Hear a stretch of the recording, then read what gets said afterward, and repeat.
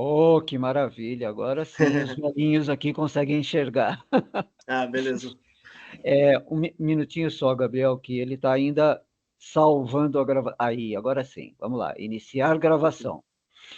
Então, agora nós vamos ter a apresentação do Ita Chess. O Gabriel vai apresentar para a gente. São 15 minutos, Gabriel, e depois 4 minutos para a gente fazer perguntas para você, tá bom? Beleza. Então, tá contigo, Gabriel. Boa noite, pessoal. Eu sou o Gabriel, eu sou atual presidente do Clube de Xadrez do ITA, ou CX ITA, como a gente gosta de chamar. Aqui no slide eu gostaria um pouco de recapitular primeiro sobre quais são os principais objetivos do clube aqui na comunidade do H8. Então, o que a gente tem procurado fazer principalmente não é só proporcionar uma forma de recreação, instrução dos alunos por meio do xadrez, mas também a gente tenta usar o clube como um canal para trocar experiências e aprendizados entre os alunos. Então, uma coisa que eu acho muito interessante do clube é que, como o xadrez é um negócio muito mental, a forma como o jogador ele vai se posicionar num jogo depende da forma como ele pensa, assim. Então, eu brinco até que o clube ele age como se fosse um psicólogo assim dos membros, porque a gente precisa aprender nesse ambiente a guiar os membros que participam quando eles vão jogar. A gente precisa explicar de uma maneira que eles pensam assim, como que eles podem desempenhar melhor no jogo e, por consequência, num torneio, num ambiente competitivo. Então, a gente tenta usar principalmente esses torneios como uma forma de motivar esse tipo de aprendizado nos alunos. Então, isso leva ao nosso próximo slide, que são os principais torneios que a gente participou no primeiro e no segundo semestre. Essa foto aqui da esquerda, ela é um registro de um torneio inter-equipes que a gente participou, que a gente levou 2 times do clube. Esse time aqui é um time feito basicamente só de bichos, só o Gaba, que é o cara que está segurando o troféu, ele é da T27, mas ele é meu bicho, então eu chamo ele de bicho também. É uma turma só, é uma equipe só de bichos que tipo, como a gente participou desse torneio que é o Nacional Interequipes, que é um torneio muito forte, ele estava fornecendo títulos de mestre nacional para equipes que se posicionassem excepcionalmente no torneio. E título de mestre nacional, só para esclarecer, é uma espécie de título que a Confederação Brasileira de Xadrez dá para certos jogadores para reconhecer a habilidade deles no xadrez. Então, essa equipe aqui conseguiu ficar numa posição muito boa e, por consequência, eles conseguiram, todos eles, títulos de mestre nacional. Então, temos 4 novos mestres nacionais na equipe, que é até um negócio interessante, porque acho que é bem raro disso acontecer em um clube universitário, por exemplo. Aqui na direita tem um registro da nossa participação no NDU. Semestre passado eu tinha falado para vocês que a gente estava tentando atingir o tricampeonato no NDU, que é uma competição universitária muito bem conceituada aqui em São Paulo, que reúne várias modalidades esportivas entre as universidades. E a gente estava com muita gana de ganhar o tricampeonato, porque não existia nenhuma universidade até o momento que tinha conseguido realizar isso no xadrez. E esse semestre a gente conseguiu fazer no NDU desse semestre. E então, eu vou até passar o slide para poder mostrar assim. A gente conseguiu o tricampeonato, que é um feito inédito assim na categoria do xadrez do NDU, e é um negócio que a gente está muito orgulhoso, porque dá muito reconhecimento para a equipe e para o ITA como universidade em geral, assim, tipo, essa postagem aqui é uma postagem do NDU que foi compartilhada na página do Instagram deles, e eu tenho certeza que todas as universidades que seguem a página deles viu isso, e viu que o ITA é o primeiro tricampeão de xadrez no NDU. Então, novamente, a gente está muito orgulhoso desse feito. E eu considero como se fosse um feito de toda a equipe. A gente levou 2 equipes nessa versão. Obviamente que não deu para as 2 ganharem, mas a segunda equipe também ajudou muito a gente competindo com as outras universidades que estavam rivalizando com a gente. Aqui está só a foto da nossa classificação final. Foi um negócio muito apertado, a gente conseguiu ficar na frente por meio ponto do segundo lugar. Então dá para ver como é competitivo esse ambiente universitário no xadrez. Aí nem sempre dá para a gente participar de vários torneios, principalmente pelo ritmo que o ITA impõe nos alunos, né? Então a gente tenta simular muitas vezes isso com amistosos entre as universidades.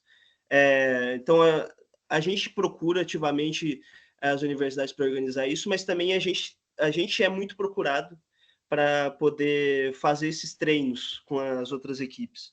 Então, a gente às vezes realiza torneios internos, às vezes é um amistoso solto aí para as universidades jogarem entre si.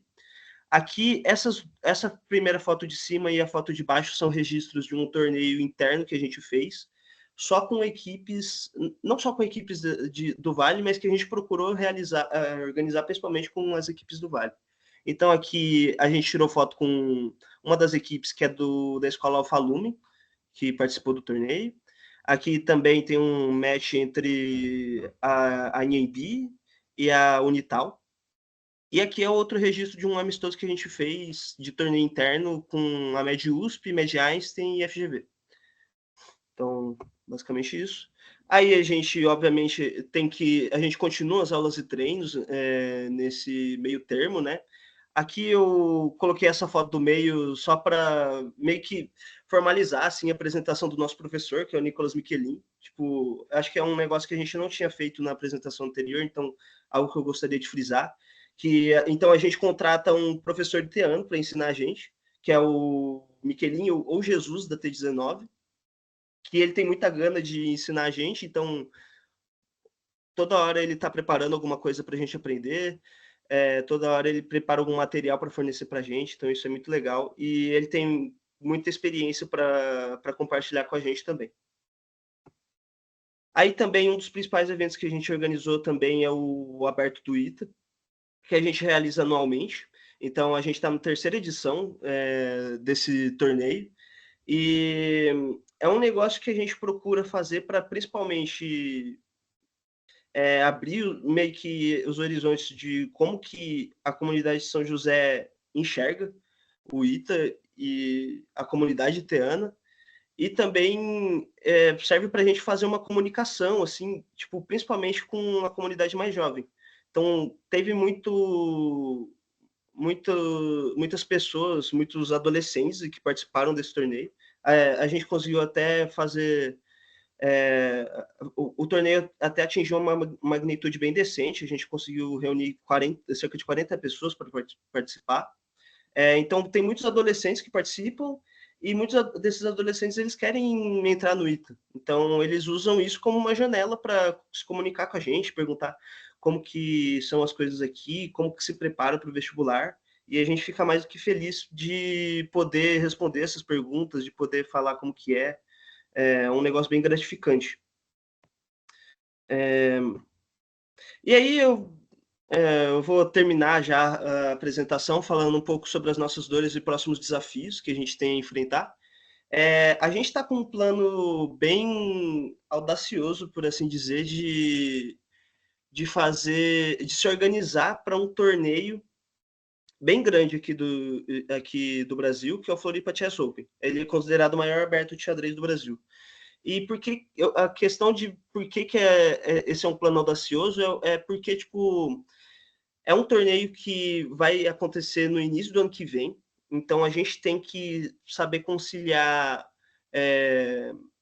por ser numa época que tem muita gente viajando, muita gente estagiando, em estágio de férias, por exemplo, a gente tem que ver um jeito de conciliar essas datas para poder fazer com que os membros possam participar. Também é um torneio que ele exigiria um custo muito grande para participação. A gente teria que ver. Ele é em Floripa, então a gente teria que ver um meio de locomoção que seria caro e também alguma habitação para ficar lá durante o torneio, que é tipo uma semana de duração. E isso exigiria um custo até bem alto, então tomaria boa parte da nossa verba que a Itaex proporcionou. Então, basicamente, esse é o principal desafio que a gente vai enfrentar no resto desse semestre, essa organização. E aí eu vou falar um pouco de um pouco das dores que a gente tem, né? É, dá para ver pelas fotos que a gente tira ali nos outros slides que a gente não tem um espaço próprio para realizar as aulas, para realizar os amistosos. A gente acaba tendo que improvisar, a gente usa o Raul do C, usa o Mosca para fazer treino, GH8. Então, isso é um pouco inconveniente, assim, na verdade, bem inconveniente, pelo fato de que a gente precisa. É, a gente lida com muitas inconveniências durante os treinos, durante os jogos, né? Então, isso acaba incomodando um pouco. 5 E a minutos, gente. Gabriel. Beleza. A gente está procurando um jeito de poder resolver isso, apesar de ser um pouco difícil, porque teria. A gente procura idealmente arrumar um espaço dentro da H8, que é difícil de achar. Por último, eu acho que é uma coisa que eu já tinha falado na outra apresentação, mas que continua sendo um incômodo muito grande, que é o fato é a forma como a rotina do ITA se impõe nos alunos, e isso é um negócio que dificulta muito meio que a fixação de uma rotina do clube com os alunos. Então a gente acaba tendo que alterar muita data, a gente tem que toda hora estar dialogando com os alunos para ver a disponibilidade deles. E isso é um negócio que eu também tenho procurado a solução e que eu ainda não encontrei. Então, se alguém tiver uma sugestão aí, eu ficaria muito feliz de ouvir. Óbvio que, assim, daria para... os outros esportes parece que não tem esse problema, então é um negócio que eu talvez tenha que procurar mais ativamente, mas que é um negócio que, para o clube do xadrez atualmente, está sendo muito difícil de lidar. E basicamente é essa a minha apresentação. Muito obrigado pela atenção aí, pessoal. Ótimo, Gabriel. Parabéns pela apresentação. Muito bom mesmo. Obrigado. Vamos lá, o Mui já tem uma pergunta aí engatilhada na fila. Já fiquei muito feliz aí de ver, né, esse tricampeonato, parabéns. E aí, Gabriel, isso é notório, né, o desenvolvimento, o crescimento, mas ao mesmo tempo já começa a ver, a gente começa a olhar novas metas, né? E aí eu trouxe aqui algumas metas para vocês considerarem. Eu sei que é complicado, mas já tem que pensar quem vai ser o primeiro GMT ano. A gente não tem ainda o GMT ano, então bota isso na lista lá para a gente falar sobre isso aí. Como é que a gente vai fazer isso um dia? E outra coisa, campeonato universitário internacional. Se não tem, a gente começa a criar na América Latina, entendeu? Se os professores montam congressos, a gente monta campeonato. E aí conta com a Itaex também, vamos falar com a Fernanda sobre isso. A gente não quer tirar o foco do ITA, lógico, né? Mas eu acho que a gente tem uma oportunidade aí na frente de você, tá? E eu fiquei feliz de ver também, aqui já é um comentário, de ver que você apresentou dessa vez o treinador, o iteano, né? E eu sei que ao longo dos últimos anos, a gente sempre falou muito dessa parte de preparação, né? Como é importante, eu sei que é, treinamento. E a gente trouxe o diamante, lembra? A gente tinha Uhum. trazido o diamante, experimentou, foi uma solução que não funcionou muito bem. Então, fico feliz. Eu queria que você comentasse um pouco disso, como é que foi esse processo de amadurecimento ao longo desses anos, de você chegar e vocês identificarem que o nosso melhor treinador está dentro de casa e não fora de casa. Achei muito legal isso. Queria ouvir te ouvir. Não, então, todo esse processo eu acho que foi um negócio muito interessante, porque, de fato, quando vocês sugeriram o diamante, a gente pensou, pô, tá dentro da verba da Itaex e, A pô, gente não é sugeriu o interessante. diamante, não, hein? Foi vocês Não, que não tinham sugeriram. sugerido? Não, Foi a não, gente não. mesmo, é verdade. Ah, É que tá. você Só falou, para. eu me confundi. Foi mal. Mas basicamente, tipo, quando a gente viu essa opção do diamante, a gente pensou, pô, seria legal, né, ter um GM, que é o tipo o grau mais alto que você pode atingir no xadrez, ensinando a gente. E de fato, quando a gente começou as aulas com ele, a gente percebeu que ele entendia muito, assim, mas tipo, meio que faltava um pouco essa conexão entre os alunos e o professor. Então, a gente meio que abandonou um pouco essa ideia e a gente percebeu que a gente precisava de alguém que pudesse entender mais como que é a rotina do iteano, como que funciona a nossa mentalidade, né? Então, a gente acabou tendo a ideia de contratar o Miquelin, porque ele é um jogador muito forte e ele é o itiano da T19, então, tipo, ele tem experiência e tempo livre também para dar para a gente, para fornecer esse aprendizado. E eu acho que a principal coisa que eu percebi, assim, com as aulas com ele, é que eu até não considero muito como se fosse uma aula, é mais um diálogo que a gente tem com ele, porque pela informalidade que a gente tem de ser companheiro itiano, a gente consegue ter mais confiança assim para perguntar coisa para ele, para sugerir coisas nas aulas. E eu acho que os alunos eles aprendem muito mais desse jeito. Tipo, eu acho que até é uma coisa para não se levar só no xadrez, é uma coisa para se levar para aprendizado em geral, sabe? Essa essa facilidade de interação, assim, acho que aumentou muito o nosso aprendizado e a vontade dos alunos. Muito Vou pular na bom. minha, vou pular na minha Aldo, você está pergunta. na fila aí. Parabéns, Gabriel, pelo tricampeonato, isso é uma coisa bacana. Obrigado. Muito orgulho também de ver isso. Duas perguntas específicas. Fala um pouco mais da qualificação do Michelin. Ele é bicho pra gente, tá? Então, bicho todo mundo para você lá, ele é bicho pra gente. É difícil não ser bicho aqui, né? E a outra coisa, comenta um pouco onde vai acontecer esse de Floripa, qual é a data, o que você precisa lá, em que lugar da cidade, onde que é bom ficar. Isso ajuda a gente pensar em solução para tentar te ajudar também. Obrigado. Tá. Primeiramente sobre o Michelin, ele que nem os bichos, ele é um mestre nacional. Os bichos que acabaram de ganhar o título de mestre nacional, ele tem o mesmo título que eles. Só que ele já vem, assim, de uma trajetória muito longa no xadrez. Ele joga desde que ele era criança, assim. E ele se dedica faz muito tempo. Ele é um engenheiro muito dedicado, mas ele também é um enxadrista muito dedicado. Então, boa parte do tempo livre que ele tem, ele está estudando xadrez. E, assim, aqui no Vale do Paraíba, ele se tornou um dos jogadores mais respeitados, assim. Ele é um dos jogadores com rating, que é tipo uma pontuação que você adquire na Confederação de Xadrez. Ele tem um dos ratings mais altos aqui do Vale do Paraíba e ele ganha muito torneio aqui. E a gente viu esse potencial nele, a gente viu que ele tinha vontade de ensinar e a gente pediu para ele. E ele aceitou. De bate pronto, assim. Ele nem pestanejou. Sobre o Floripa Chess Open, o maior incômodo que a gente tem até agora é que, mesmo sendo um torneio de uma magnitude muito grande, eles ainda não lançaram nenhum formulário, nenhum edital explicando quando que vai ser e como que vai funcionar o torneio. Óbvio que a gente tem as outras versões para poder adquirir informação sobre. Mas então a gente sabe que tipo geralmente ocorre em fevereiro ou em março o torneio. Mas a gente precisava ter essa certeza assim de quanto que vai ocorrer para poder comprar passagem, para poder alugar habitação, essas coisas, sabe? Então, fora isso, tem o fato de que a gente tem que lidar um pouco com a logística do negócio, principalmente pelo fato de que vai ser no início do ano.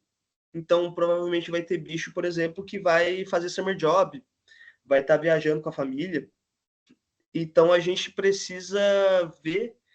Tipo, a gente precisa o quanto antes planejar esse negócio para poder informar os bichos e poder combinar com eles como que vai funcionar isso. Obrigado. Nada. Obrigado, Gabriel. Parabéns pelo tricampeonato aí, uma beleza, lindo, maravilhoso, tá? Muito obrigado. Obrigado a todos pelas perguntas aí. Eu vou parar a gravação agora e o pessoal da Itacube já está na fila aí. Muito obrigado, Gabriel. Parabéns. Obrigado pela atenção, pessoal.